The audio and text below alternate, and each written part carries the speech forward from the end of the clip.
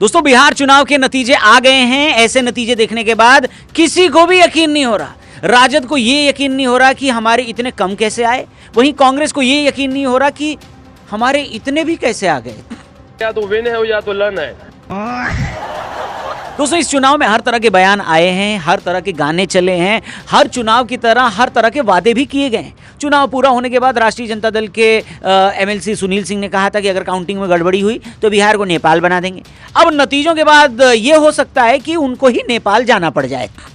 अरे बाप रे, ये तो धोती खोल रहा है। खैर, इस पूरे चुनाव के दौरान महागठबंधन को सबसे बड़ा डेंट अगर किसी ने दिया है तो एक्सपर्ट्स कह रहे हैं कि भाई दो पार्टियों ने दिया है। पहली तो कांग्रेस और दूसरी वीआईपी। जहां कांग्रेस का स्ट्राइक रेट उनकी सीटों के रेशियो के हिसाब से उतना भी नहीं था जितना सबने एक्सपेक्ट किया था। पिछले दिनों हमने एक वीडियो में आपको बताया था कि पिछले कुछ चुनाव में कांग्रेस ने अपने गठबंधन में अपनी स्ट्राइक रेट से भी ज्यादा सीटें मांगी पर परफॉर्म नहीं कर पाई। इसका सीधा नुकसान उसके गठबंधन को हुआ, उस गठबंधन की लीडिंग पार्टी को हुआ। यूपी में समाजवादी पार्टी और अब बिहार में राजद को यह स्वाद मिल चुका है। अब बोर्ड पर सभी आंकड़े देखेंगे तो आपको पता चल जाएगा कि फाइनल नतीजों में भले ही कुछ ऊपर नीचे हो, लेकिन राजद के गठबंधन को सबसे बड़ा नुकसान कांग्रेस से हुआ है।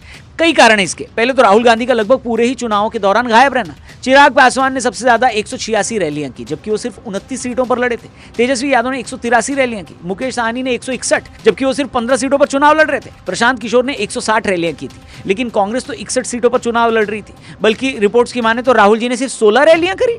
उसमें भी राहुल गांधी जी ने वोट चोरी और छठ महापर्व को जो बोला वो बातें बिहार की धरती से की और बिहार को शायद पसंद नहीं आई। जिन सीटों पर भी कांग्रेस और राजद को अपनी सोशल इक्वेशन को बनाना था, राहुल ने उसकी ही बैंड बजा दी। दूसरा सबसे बड़ा फैक्टर वीआईपी पार्टी निकली, जिनका स्ट्राइक रेट भी कांग्रेस से खराब निकला। ये वही मुकेश सहनी है जिनके लिए डिप्टी सीएम की कुर्सी नाक की लड़ाई बन गई थी। इनको भी जितनी सीट दी गई, ये भाई साहब उसकी आधी भी नहीं जीत पाए। ये वीडियो बनने तक ये जितनी सीटों पर ट्रेल कर रहे हैं उतनी भी शायद जीत में कन्वर्ट नहीं होंगी। लेकिन सबसे बड़ा पोपट अगर किसी का इस चुनाव में हुआ है तो वो है प्रशांत किशोर। उनके ऑफिस से ऐसी ऐसी आवाजें आ रही है, भाई साहब मैं बता रहा हूं आपको। मेरा तो इतना लाइफ खराब हो गया है, इतना लाइफ खराब हो गया है। इन्होंने कई चैनल्स पर दावा किया था कि अगर जेडीयू इस चुनाव में 25 सीटें भी जीत लेगी तो ये राजनीति छोड़ देंगे। जेडीयू को तीर सिंबल को 25 से ज्यादा सीट नहीं आए और आई तो आप राजनीति छोड़ देंगे? छोड़ देंगे जी। तो आप बताइए, क्या ये राजनीति छोड़ेंगे या फिर जो जनरली नेता लोग का आदत होता है कि जो बोलते हैं वो नहीं करते और जो नहीं बोलते वो डेफिनेटली नहीं करते हैं? क्या लगता है, छोड़ेंगे नहीं छोड़ेंगे? नहीं। बाकी बिहार चुनाव की शुरुआत से पहले ही इन्होंने चुनाव लड़ने की अपनी उम्मीद छोड़ दी थी। ये चुनाव नहीं लड़े, फिर इन्होंने लगभग पूरी सीटों पर अपने उम्मीदवार उतारे और लगभग उतनी सीटों पर इनके उम्मीदवारों की जमानत जब्त होने वाली है।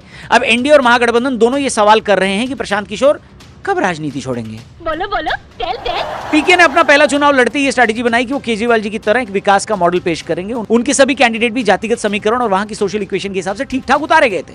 शुरुआत में प्रशांत किशोर ने सोशल मीडिया पर भी अपनी और अपनी पार्टी की सबसे बढ़िया छवि बनाई, लेकिन वो तभी तक रही जब तक भाजपा, जदयू, राजद और कांग्रेस ने अपने रिसोर्सेज जमीन पर नहीं उतारे। बहुत ही नेचुरल सी बात है कि इन पार्टियों के पास संसाधन भी ज्यादा है और जमीनी नेता भी। जब इनके रिसोर्सेज जमीन पर उतरे, वो पैसा जमीन पर आया तो जनसुराज पार्टी गायब हो गई। रिजल्ट में उसका इंपैक्ट दिख भी रहा है। इस बात से कोई इनकार नहीं करता कि प्रशांत किशोर ने जीत झलक नहीं दिखाई, बिल्कुल दिखाई, लेकिन सोशल मीडिया पर ही वो सीमित रह गई। उधर तेजस्वी यादव के लिए भी ये काफी ज्यादा शॉकिंग रिजल्ट है। उनके विरोधियों का कहना है कि तेजस्वी जी ने तो चुनाव के नतीजों से पहले ही बता दिया था कि हम क्लीन स्वीप हो रहे हैं। इस बार तो क्लीन स्वीप हम लोग हो रहे हैं। राजद के लिए तो भाई साहब किस्मत इतनी खराब थी कि जिनके साथ रेस में उतरे उनके अलावा सभी लंगड़े घोड़े निकले।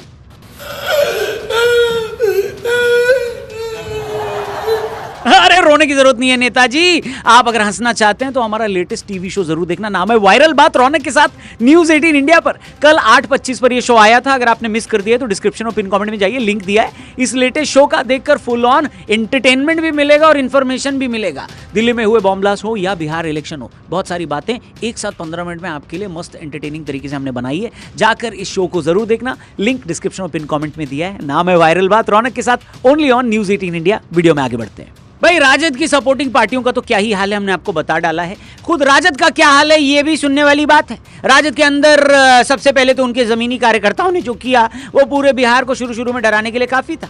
बाकी एक चुनावी इंटरव्यू में सीमांचल में चुनाव लड़ रहे ओवैसी के लिए तेजस्वी यादव ने एक्सट्रीम एलिमेंट जैसे शब्दों का इस्तेमाल किया था। याद करिए, चुनाव से पहले ओवैसी ने पूरी रिक्वेस्ट की थी कि उन्हें महागठबंधन में आने दिया जाए। तेजस्वी ने होने नहीं दिया। सबसे बड़ा नुकसान तेजस्वी को सीमांचल में इसका देखने को मिल रहा है। उनके इसी बयान के बाद से ओवैसी को वो मुद्दा मिला और सीमांचल में मुसलमान सीटों पर ओवैसी ने बड़ा वोट काटा है। ओवरऑल रिजल्ट्स में सबसे बड़ा नुकसान राजद को ही हुआ है। पर देखने वाली बात यह है कि ओवैसी की पार्टी को देखो कांग्रेस जितनी सीट मिल रही है। बाबा रे बाबा, उठा ले रे देवा, उठा ले रे बाबा। बाकी खेसारी लाल यादव ने चुनावी नतीजों से पहले कहा था कि अब ब्रह्मा भी उनको चुनाव नहीं हरा सकते। फिलहाल ये वीडियो बनाने तक वो अपनी सीट से 5000 वोट से पीछे चल रहे हैं। जदयू के नेताओं का कहना है कि अब टाइम आ गया है वो नीतीश कुमार को ही ब्रह्मा मान लें। आज हम लोगों को बड़ी खुशी की बात है। इस पूरे चुनाव में प्रशांत किशोर का कहना था कि मैंने अपनी सेवाएं देकर जो पैसा कमाया वो सब बिहार में लगाया। भाजपा के नेताओं का कहना है कि नतीजों के बाद प्रशांत किशोर ने पैसा भी कमाया और इज्जत भी। उनके पास बस उतनी ही सीटें आई जितनी वो अपने घर से लेकर चले थे, यानी 0 खत्म। बाकी आनंद सिंह की भी बात कर लेते हैं। चुनाव से पहले एक पत्रकार ने उनसे पूछा कि आप चुनाव में कितनी सीटें जीत रहे हैं, एनडीए कितना जीत रहा है। उन्होंने कहा जितना है कुलिया जीते हैं। बिहार की जनता ने सचमुच एनडीए को ऑलमोस्ट कुलिया सीटें जिता दी नहीं। बाकी कांग्रेस को इस चुनाव में 61 सीटों पर लड़ने के बाद सिर्फ 5 सीटें मिलती दिख रही हैं। हर्षित राणा का भी स्ट्राइक रेट इससे बेटर है भाई। लालटेन वाली पार्टी कांग्रेस को लालटेन लेकर भी नहीं ढूंढ पा रही है। वहीं भाजपा के नेताओं का कहना है कि राहुल जी एक संत और तपस्वी आदमी हैं। बिहार में उन्होंने ऐसा तप किया कि पूरी की पूरी आरजेडी को ही भस्म कर डाला। नहीं, कम से कम एक बार बता तो देते। लेकिन इस पूरे इलेक्शन में सबसे बड़ा फैक्टर अगर कोई बनी है तो वो महिला वोटर है। आंकड़ों से पता चलता है कि इस चुनाव में महिलाओं की मतदान दर पुरुषों से कहीं अधिक। पूरे बिहार में महिला वोटर टर्नआउट लगभग 71.6% रहा, जबकि पुरुषों की मतदान दर 62.8%। महिला वोटर टर्नआउट ने पिछले कई चुनावों की तुलना में अनप्रेसिडेंटेड बढ़ोतरी दिखाई है और इससे चुनावी नतीजों को प्रभावित भी किया है। जाति के हिसाब से महिलाओं के वोटिंग पैटर्न में महत्वपूर्ण बदलाव देखने को मिला है। एससी महिलाओं के एक वर्ग ने राजद और महागठबंधन को समर्थन दिया, जबकि अनुसूचित जाति और पिछड़ी जाति की महिलाएं एनडीए और जेडीयू को वोट दे रही थी। मुस्लिम महिला वोटर राजद और महागठबंधन के लिए महत्वपूर्ण मतदाता बनी। ब्राह्मण, भूमिहार, राजपूत जाति की महिलाओं ने मुख्य रूप से बीजेपी और एनडीए के पक्ष में मतदान किया। लेकिन एक फैक्टर जिसने डिसाइसिव रोल तय किया वो थी 10,000 रुपए की आर्थिक सहायता वाली स्कीम जो महिलाओं को रोजगार के लिए दी गई थी। इसने नीतीश कुमार और मोदी जी के लिए एक ऐसी लहर बनाई जो देखो रिजल्ट में नजर आई।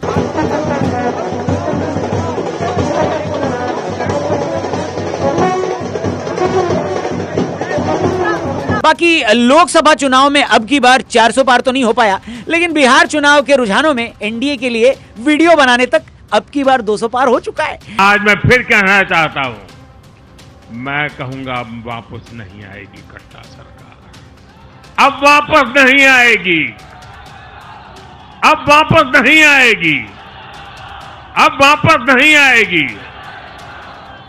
साथियों, बिहार के लोगों ने विकसित बिहार के लिए मतदान किया है। बाकी फाइनल रिजल्ट जैसे ही आएगा उसके ऊपर एक और वीडियो हम बनाएगा। इसी चैनल पर वो वीडियो आएगी, उसको देखने के लिए आप प्लीज जरा सब्सक्राइब वाला बटन दबा देना। हेलो, बाकी जाने से पहले डिस्क्रिप्शन में लिंक दिया हमारे लेटेस्ट टीवी शो का, जिसका नाम है वायरल बात रौनक के साथ, जिसमें हमने दिल्ली में हुए बम धमाके और बिहार चुनाव पर भी बहुत सारी बातें की। फुल ऑन एंटरटेनमेंट और इन्फॉर्मेशन दोनों मिलेगी इस नए शो में, जो अगर आपने टीवी पर मिस कर दिया है, जो कल रात 8:25 आया था, उसको अब आप यूट्यूब पर देख सकते हैं। लिंक उस शो का दिया है हमने डिस्क्रिप्शन और पिन कमेंट में, जाकर जरूर देखना। नाम है वायरल बात रौनक के साथ, ओनली ऑन न्यूज़ 18 इंडिया। इस चैनल को भी सब्सक्राइब करना। कल मिलेंगे बिहार चुनाव पे और डिटेल में बात करेंगे, एक एक्सक्लूसिव वीडियो। जय हिंद, जय भारत।